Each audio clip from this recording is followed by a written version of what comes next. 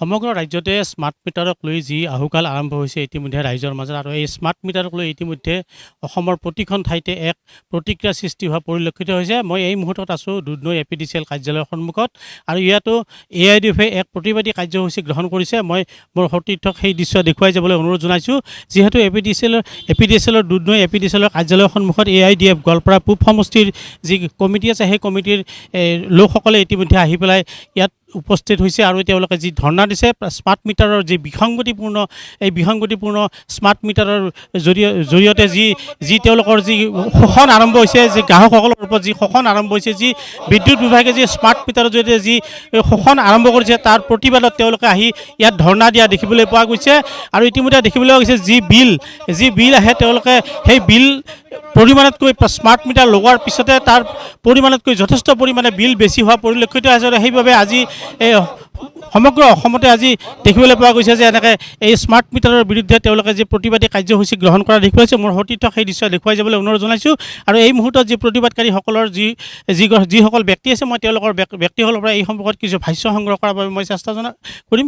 যিহেতু আজি স্মাৰ্ট মিটাৰৰ বিপক্ষে আপোনালোকৰ যি বিসংগতিপূৰ্ণ যি বিল আহি আছে সেই বিলৰ বিপক্ষে আপোনালোকে আজি প্ৰতিবাদত নামিছে, কি ক'ব আপুনি? তাৰমানে চাওক, এইটো সমস্যাটো গোটেই অসমৰ সমস্যা, এইটো অকল আমাৰ দলীয় সমস্যা নহয়, ৰাইজৰ সমস্যাৰ হকে মাত মাতিম বুলি আমি ওলাই আহিছোঁ।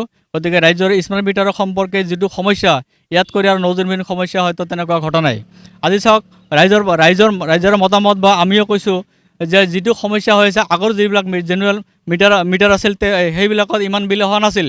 যেতিয়া স্মাৰ্ট মিটাৰ দিয়াৰ লগে লগে তাৰ পিছৰ পৰা 2 গুণৰ পৰা 3 গুণলৈকে মানে বিল বেছি আহি আছে। তাৰমানে কথা হৈছে কি, সেই একেকেইটা বাল্ব, একেকেইটা ফেন, একেকেইটা মানে ঘৰত যি সা সজ্জা চলি আছে তাতো আগত যেনেকৈ বিল আহিছিলে তাত তেনেকৈ 2 গুণ কেনেকৈ হ'ল, এই কথাটো প্ৰশ্ন আহিছে। যাৰ কাৰণে আমি ৰাইজৰ সমস্যাৰ হকে মাত মাতিবলৈ আজি আমাৰ দলীয় তৰফৰ পৰা আমি মেমৰেণ্ডাম দিবলৈ আমি আজি দুধনৈ APDCLৰ লগতে গোৱালপাৰা জিলাত যিকেইটা APDCL আছে সকলো APDCLতে এনেকুৱা কাৰ্যসূচী আমি লৈছোঁ।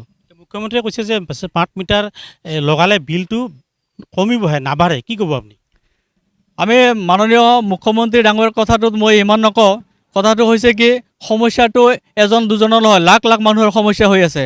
সেই সমস্যাটো মুখ্যমন্ত্ৰী ডাঙৰীয়াৰ এটা কথাতে সমাধান হ'ব বুলি আমি নাভাবোঁ। যদি তেনেকুৱা যদি আছে এতিয়াতো লাখ লাখ মানুহৰ সমস্যাটোতো এটা কথাটো সমাধান হৈ যাব, এইটো মই কেতিয়াও নাভাবোঁ। আমি মুখ্যমন্ত্ৰীগৰাকীয়ে যি কথাটো কৈছে যে স্মাৰ্ট মিটাৰৰ জৰিয়তে বিলটো কমকৈ আহিব, কিন্তু তাৰ বিপৰীত ছবি এখন দেখিবলৈ পোৱা গৈছে ৰাইজৰ মাজত যে তেওঁলোকৰ যি বিসংগতিপূৰ্ণ যি বিল আহি আছে, যি পৰিমাণত আগৰ যিবিলাক মিটাৰ আছিল সেই মিটাৰৰ যি বিল আহিছিলে তাতকৈ কিন্তু অধিক পৰিমাণৰে 1 গুণ 2 গুণ 3 গুণ পৰ্যন্ত বৃদ্ধি পৰিমাণত এক বিল আহি আছে আৰু তেওঁলোকে তাত ক্ষুণ্ণ হৈ পৰিছে। আৰু যি ৰাইজ আছে সেই ৰাইজে যিসকল গ্ৰাহক আছে সেই গ্ৰাহক ৰাইজে কিন্তু যথেষ্ট পৰিমাণে সংকটত ভুগিছে। তেওঁলোকে বিচাৰিছে চৰকাৰৰ পৰা এই ক্ষেত্ৰত যি সমস্যা হৈ আছে, ৰাইজৰ যি সমস্যা হৈছে, গ্ৰাহকৰ যি সমস্যা, সেই সমস্যাটো সমাধানৰ বাবে তেওঁলোকে এই প্ৰতিবাদৰ জৰিয়তে এক সুমীমাংসা বিচাৰিছে। যিকোনো খবৰৰ বাবে যোগাযোগ কৰক 7099017330 অথবা 7099017390 নম্বৰত।